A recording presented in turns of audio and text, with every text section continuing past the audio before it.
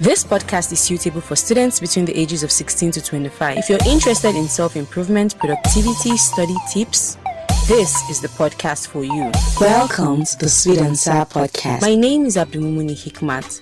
I'm a student just like you. I'm passionate about personal development and productivity.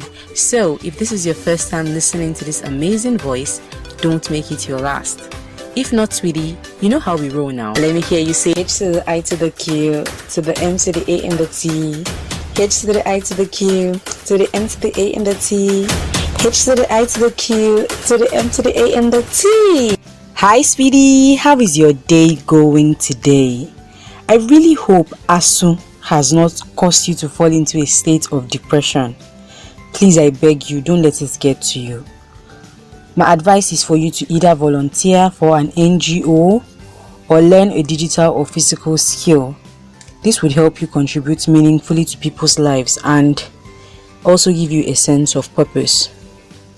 Today, I want to speak on the secrets in respecting your parents because I'm actually very pained.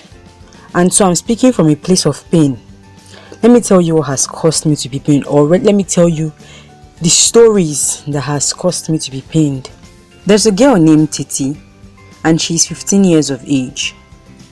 Anytime her mother or father is speaking to her, she either stomps her feet, frowns her face, or raises her voices at them. And several times I've actually tried cautioning her, but she wouldn't listen. Also, there's this guy, his name is Rashid. Please note, I'm actually not using their real names. He's 23 years of age and he lost his father at a very early age, so his mother is like the only one taking care of them.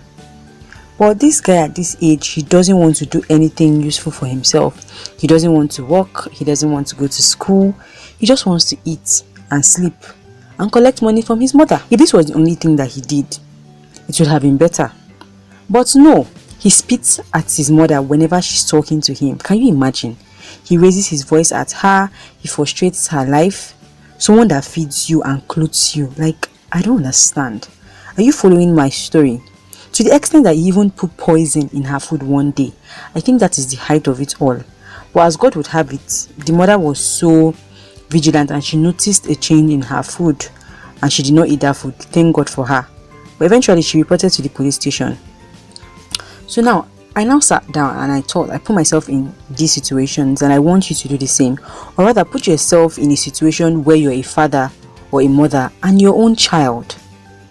A child that you carried for 9 months. A child that you carried with pains and struggles. A child that you put through school. A child that you fed even when you were not okay, you felt hungry. A child that you provided for. And you're still providing for that child. A child that you cleaned their diapers. A child that you could not sleep when they were sick. Now grows up and think, okay, they become adults and they can now raise their voice at you or disrespect you. Please, I beg you, how would you feel? Like, what kind of emotions would you be having at this point? I don't even want to explain what I personally would do to that child. Because what kind of agugo nonsense in like ma luni lubarani koti enife was singlet lalaska for what? Do you understand? Like, do you know the pains and extent that our parents has gone for us to now think of disrespecting them and disregarding them and just talking to them anyhow? Definitely you can't agree with what your parent is saying every time, but like Rashid and Titi, many of us, we commit the same offense of disrespecting our parents because, believe it or not, raising your voice at your parent is a form of disrespect. You dare not do that to your lecturer or a guy rumored to be a cultist in the universities. There are sometimes you do it out of reflex and I think that can be pardoned, but please, I beg you, don't make it a habit. The secret in respecting your parents is that they would constantly be happy with you. They would pray for you. They would pray you have children who would respect you even more than you respected them. They would love and cherish you. Just imagine now you disrespect your parents. What would happen? The opposite of prayer is curse. And a curse will be laid, and the curse of a parent is very powerful. It's as powerful as their prayers. And I'm not saying, okay, I agree to everything they say. No, that's not what I'm saying. I'm saying, even if you want to disagree politely. Violence is not always the way to go about it. Before I leave, I would like to leave you with this short message. And this message is brought from the Quran, Surah Al-Isra, verse 23 and 24. And the verse 23 says, "And your Lord